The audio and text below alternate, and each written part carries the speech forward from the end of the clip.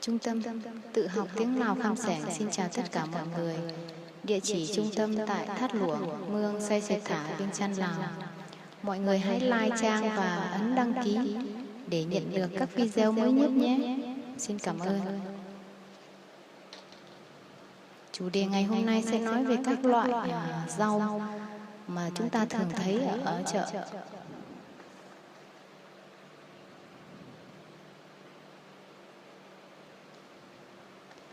Lá lốt, bày lừa,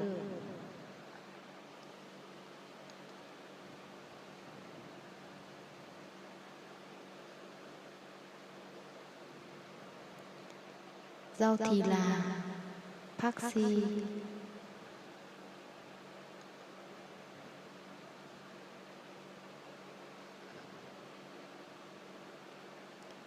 rau mùi, hòm bom,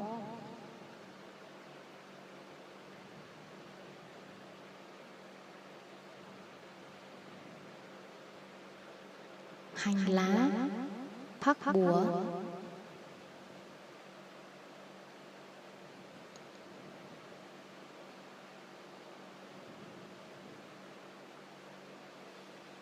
tía tô, men khen,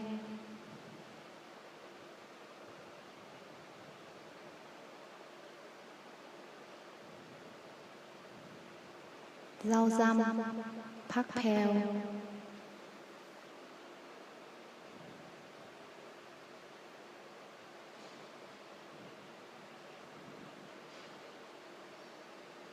cần tây, phắc xà na ly,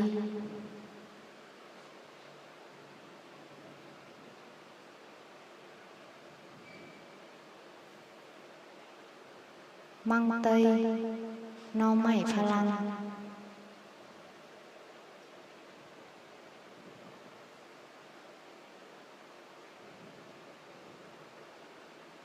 rau mồng tươi, phắc băng,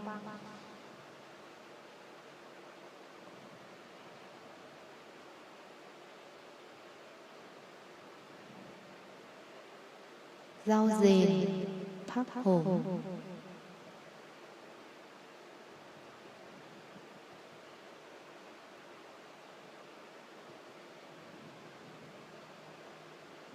rau muống, phắc bô,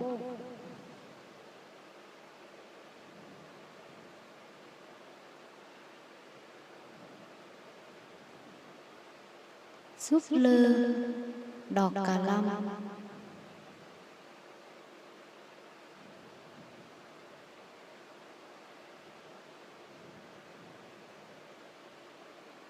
cải thảo, cát khảo,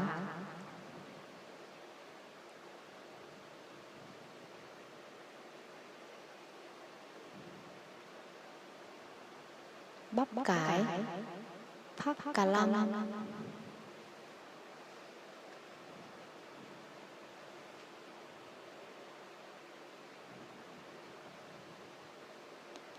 rau cải dưa, cà tin mì,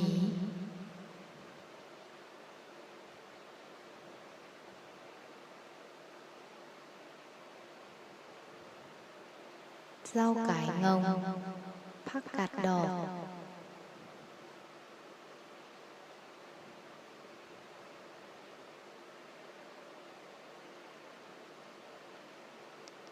rau cải đắng, phắc cạt khỉu,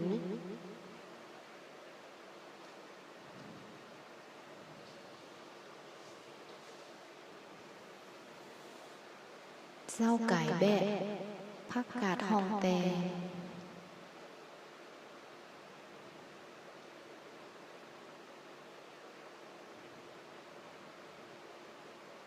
rau ngổ, phắc khả nhê. Chúc tất cả mọi người học chữ Lào vui vẻ. Xin cảm ơn.